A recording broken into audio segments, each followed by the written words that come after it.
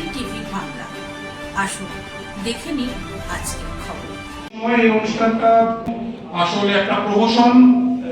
আমরা এখন যখন শিক্ষকতা সংস্থার বার্ষিক অনুষ্ঠান ছিল।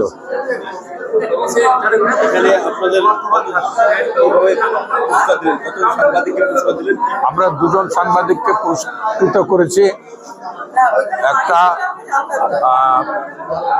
কলকাতা টিভির অ্যাঙ্কার, চতুর্থ স্তম্ভের অ্যাঙ্কার ইন্দ্রাণী বন্দ্যোপাধ্যায়কে, এবং আন্তর্জাতিক খ্যাতিসম্পন্ন সাংবাদিক এবং প্যালেস্টাইন বিশেষজ্ঞ অর্ক ভাদুড়ী।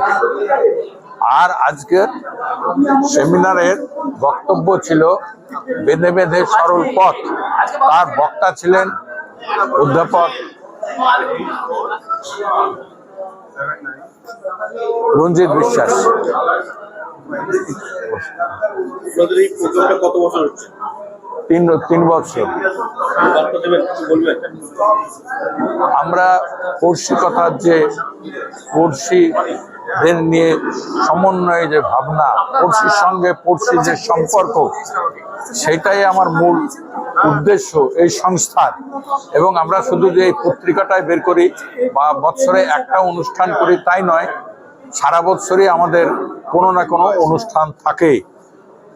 মাঝে মাঝে সেমিনার করি, এবং আমরা এই কিছুদিন আগে পদ্মা গঙ্গা ভাঙানো দুর্গত যারা ছিল তাদেরকে যৎসামান্য আমরা সাহায্য করে এসেছি।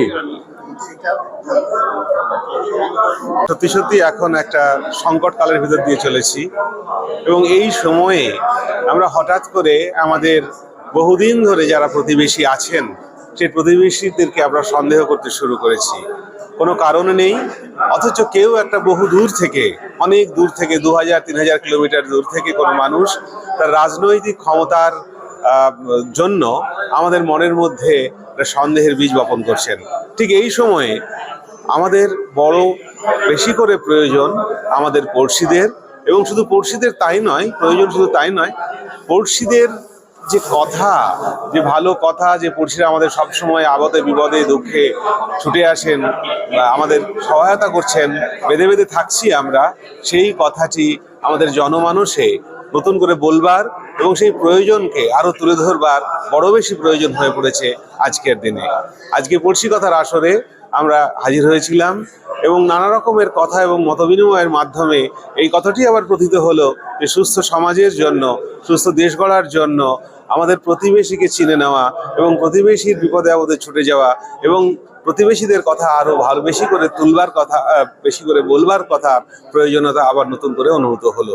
আশা করি এই ধরনের আলোচনার মাধ্যমে আমরা নতুন করে সমাজ গড়তে পারবো, এবং যে বিপদ সামনে, সেই বিপদ অনেকাংশে প্রতিহত করতে পারবো। ধন্যবাদ। আমার একটাই বার্তা হচ্ছে, আপনি আপনার প্রতিবেশীকে চিনুন এবং প্রতিবেশীর সঙ্গে কথা বলুন, আরো বেঁধে বেঁধে থাকুন, এবং অকারণে অন্যের পুঁতে দেওয়া হিংসার বীজকে নিজের অন্তরে লালন করবেন না। দেশকে ভালোবাসুন। এত ভালোবাসা পাচ্ছি সবার কাছে, আমার শো এতটা সবাই ভালোবাসা দিচ্ছে, এবং আগামী দিনেও যাতে প্রত্যেকে এইভাবে ভালোবাসা দিক, এবং আমরা যেভাবে মানুষের কাছে যেটা পরিবেশন করতে চাইছি বা যেটা তুলে ধরতে চাইছি সেটা যাতে তুলে ধরতে পারি, সেইভাবেই আমরা কাজ চালিয়ে যাবো। এবং এখানে এসে যেন মনে হচ্ছে যে আরো ভালোভাবে কাজটা করতে হবে, যাতে মানুষের কাছে আরো যেতে পারি। এবং যেটা এই পড়শি কথা অনুষ্ঠান আমরা বারবার শুনলাম যে বেঁধে বেঁধে থাকা, এই বেঁধে বেঁধেই থাকতে হবে, পড়শিদের সঙ্গে কথা বলতে হবে এবং পড়শিদের জন্য কথা বলতে হবে। অবশ্যই নিজেদেরকেও সেখানে ইনক্লুড করতে হবে, নিজেদের কথাও বলতে হবে, কিন্তু সবার সঙ্গে, সবার হয়ে, সবার জন্যই কথা বলতে হবে। অনেক ধন্যবাদ এই ভালোবাসার জন্য। এই অস্থির সময়ে পড়শি কথার কতটা প্রয়োজনীয়তা? অবশ্যই এই পড়শি কথা এবং পড়শি কথার মতো অনুষ্ঠানের প্রচন্ড দরকার রয়েছে, খুব প্রয়োজনীয়। কারণ আমরা যেভাবে যে একটা দিকে চলে যাচ্ছি, যেখানে কিছু আওয়াজ উঠে আসছে, কিছু আওয়াজকে রোধ করে দেওয়া হচ্ছে, বিশেষ করে বিরোধীদের কণ্ঠস্বরকে রোধ করা হচ্ছে। এছাড়া যদি আমরা দেখি যে যারা সাংবাদিকতা করছেন, যারা বিরুদ্ধে কথা বলছেন তাদের কণ্ঠস্বরকে রোধ করা হচ্ছে। যে কোনো ক্ষমতা কিন্তু চায় না, শাসক চায় না যে তার বিরুদ্ধে কেউ কথা বলুক, এবং সবার প্রথম ক্ষোভ সাংবাদিকদের ওপরই নেমে আসে, সেটা ভারতবর্ষ হোক বা বাংলাদেশ, আমরা সর্বত্রই কিন্তু একই ছবি দেখতে পাই। তাই পড়শি কথার মতো অনুষ্ঠানে খুব দরকার, যেখানে মানুষের সঙ্গে মানুষকে মেলায় এবং মানুষের জন্য বাঁচতে শেখায়। এটা আজকের এই বর্তমান সময়ের জন্য খুবই দরকারি। প্রজন্মের জন্য বার্তা যে প্যাশন থাকতে হবে আর অগাধ ধৈর্য ও বিশ্বাস থাকতে হবে, যেখানে একটা পরিশ্রম করে যেতে হবে। এই যে সাংবাদিকতার জগৎ বা এই প্রফেশন, এখানে বসে থাকলে হবে না, ছুটি বলে কিছু থাকে না, পুজো পার্বণ সেসব কিচ্ছু থাকে না, শুধুমাত্র খেটে যেতে হয়, পরিশ্রম করে যেতে হয়, দৌড়ে যেতে হয়। সেই প্যাশন যদি থাকে, সেই ধৈর্য আর বিশ্বাস যদি থাকে, তবেই সে একজন ভালো সাংবাদিক হয়ে উঠতে পারবে। আমি এখনো সেইভাবে করতে পারি না এবং চেষ্টা করব আগামী দিনে, এবং রোজ আমি শেখা আমার জারি থাকবে। যারা আসবেন তারাও এইভাবেই যাতে কাজ করে ভালো হতে পারেন, সেটাই আমি। আজকে আপনাদের মূলত কি অনুষ্ঠান? আমাদের যে পড়শি কথা, একটা সংস্থা, যে সংস্থার বাৎসরিক পত্রিকা প্রকাশ হলো, সেই সঙ্গে বেঁধে বেঁধে থাকার সরল পথ, এই শিরোনামে একটা সেমিনার, সেখানে বক্তব্য রেখেছেন আমাদেরই জেলার ভূমিপত্র, খুব নাম করা বড় মাপের বিজ্ঞানী রঞ্জিত বিশ্বাস, এবং এর পাশাপাশি ডক্টর আলী হাসান, যিনি আমাদের জেলার ভূমিপত্র এবং অত্যন্ত মানবিক ডাক্তার, তার সম্মাননা গ্রন্থ একটা কোটপত্র প্রকাশিত হলো। এর পাশাপাশি আমরা দুজন সাংবাদিককে পড়শিকতার পক্ষ থেকে পুরস্কার প্রদান করেছি, যারা সাংবাদিকতার জগতে নিরপেক্ষ, মানবতাবাদী চেতনা সম্পন্ন, সম্প্রীতি চেতনাবোধ, গণতান্ত্রিক মূল্যবোধের পর স্রোতের বিপরীতে গিয়েও নিরলস প্রয়াস চালাচ্ছেন, তাদের সম্মান জানাতেই আমাদের মূলত এই উদ্যোগ। বর্তমানে তো আমরা একটা নিঃসন্দেহে দুঃসময়ের মধ্যে দিয়ে যাচ্ছি। বিজ্ঞান এগিয়েছে, সভ্যতা এগিয়েছে, কিন্তু মানবতার যে চূড়ান্ত বিপর্যয় বলা যেতে পারে, রাজনীতির কারবারে, ধর্ম ব্যবসার কারবারে, এই যে মানুষের মধ্যে যে মূল্যবোধ, গণতান্ত্রিক যে মূল্যবোধ, পারস্পরিক সহাবস্থানের যে সৌন্দর্য, আধ্যাত্মিকতার যে অনুপম সৌন্দর্যের সন্ধান, সেগুলো ব্যাহত হচ্ছে।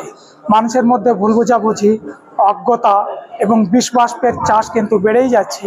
এই ক্ষেত্রে আমরা যারা অতি সাধারণ মানুষ, যারা সামান্য জ্ঞানের আলোক পেয়েছি, আমরা মনে করি যে এই দুঃসময়ে ভুল ভাঙানির গল্পটা আমাদেরই শোনাতে হবে।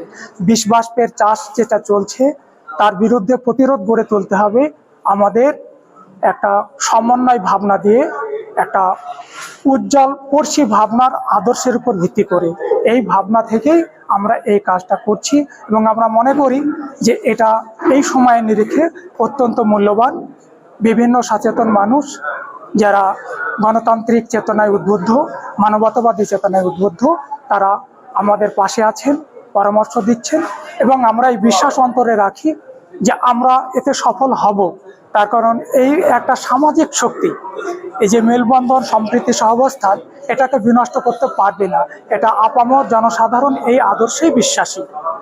वार्ता विघ्नाची नुर्वे पूर्वे प्रेम कृपा जयाची सर्वांगी सुंदर उटी शेंदुराची कंठे झळके माळ मुक्ता फळाची जय देव जय देव जय देव जय देव जय देव जय देव जय मंगल मूर्ती दर्शन मात्रे मन कामना पूर्ती।